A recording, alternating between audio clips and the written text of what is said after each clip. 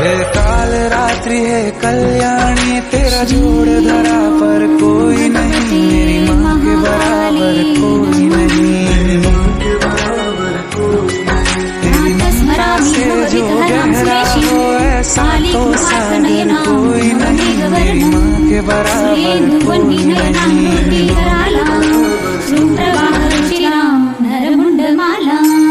प्रातर्नमामि शिवरूप शवोपविष्टाम्, मारप्रयुधकरकाञ्ची भुजिताङ्गीम्, मुण्डान् भजे वरमसि ददति कराब्जे, कर्णावर्तस शवयुग्म किशोरभूषणाम्।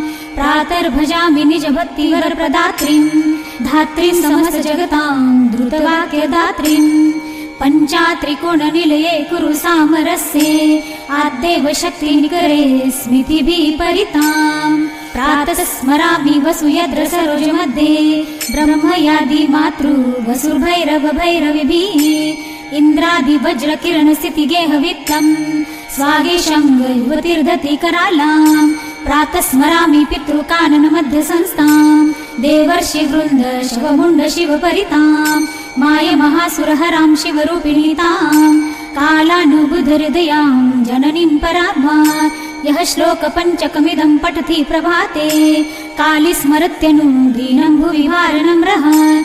विद्याविलाससुखभुरिधनं च लब्धवान्, चान्ते प्रयाति शिवलोकमन्यलाभः।